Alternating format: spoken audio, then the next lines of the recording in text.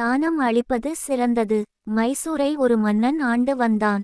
அவன் நீதியும் நேர்மையும் கொண்டவன், அன்பும் அருளும் நிறைந்தவன். அவன் ஒரு சமயம் காட்டுக்கு வேட்டையாட சென்றான். வழியில் வயதான விறகுவெட்டி ஒருவன் தலையில் விறகுகளை சுமந்தபடியே வந்தான். மன்னன் விறகுவெட்டியை பார்த்ததும் தள்ளாத வயதில் இவர் இப்படி கஷ்டப்படுகிறார் என்று வருந்தினான். பிறகு விறகு வெட்டியை பார்த்து, ஐயா, உங்களுக்கு பிள்ளைகள் இல்லையா? இந்த வயதிலும் இப்படி பாடுபடுகிறீர்களே என்று கேட்டான். அதற்கு விறகு வெட்டி அரசனை பார்த்து, அரசே, எனக்கு பிள்ளைகள் இருக்கிறார்கள். ஆனால் அவர்கள் இப்போது என்னுடன் இல்லை. அவர்கள் தங்களுடைய மனைவிமார்களின் பேச்சை கேட்டு தனிக்குடித்தனம் போய்விட்டார்கள். இப்பொழுது வீட்டில் நானும் என் மனைவியும் மட்டும்தான் இருக்கிறோம். அதனால் இப்படி பாடுபடும்படி ஆகிவிட்டது என்றான். இதை கேட்டதும் அரசன் அந்த விறகு வெட்டியின் துன்பத்தை போக்குவதற்கு தன் நாட்டில் உள்ள சந்தன காட்டின் ஒரு பகுதியை அவனுக்கு தானமாக வழங்கினான். இதனால் விறகு வெட்டி பெரும் மகிழ்ச்சி அடைந்தான். விறகு வெட்டிக்கு தன்னுடைய சந்தன காட்டை நன்கொடையாக தந்ததில் அரசனுக்கு மிக்க மகிழ்ச்சி. ஏனெனில் கிழவனான அவன் சந்தன மரங்களை வெட்டி விற்பான். ஒவ்வொரு மரம் 1,00,000 விலை பெறும்.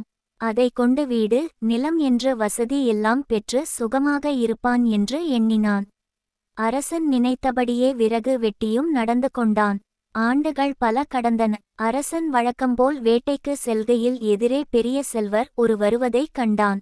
மக்கள் அனைவரும் அவருக்கு மரியாதை அளித்தனர். அரசன் அந்த பெரியவரை தன் அரண்மனைக்கு அழைத்து வருமாறு காவலர்களை அனுப்பினான். அந்த பெரியவரும் அரசர் ஆணைக்கு கட்டுப்பட்டு பெரிதும் மகிழ்ந்து மன்னர் முன் வந்து நின்றார். அரசன் அந்த பெரியவரை பார்த்து, ஐயா, பெரியவரே, நீங்கள் யார்? உங்களுக்கு இந்த நாட்டு மக்கள் பெரிதும் மரியாதை கொடுக்கிறார்களே, என்ன காரணம் என்று கேட்டார். உடனே அந்த பெரியவர் மன்னரை பார்த்து, அரசே, என்னை தெரியவில்லையா? பல ஆண்டுகளுக்கு முன் உங்களிடம் அறிமுகமான விறகு வெட்டி நான். ஏழ்மையில் வாடுவதைக் கண்டு சந்தன காட்டை எனக்கு தானமாக வழங்கினீர்கள். நான் அந்த மரங்களை வெட்டி நல்ல விலைக்கு விற்று பெரும் பணக்காரன் ஆனேன் என்றார். அரசருக்கு பெரும் மகிழ்ச்சி.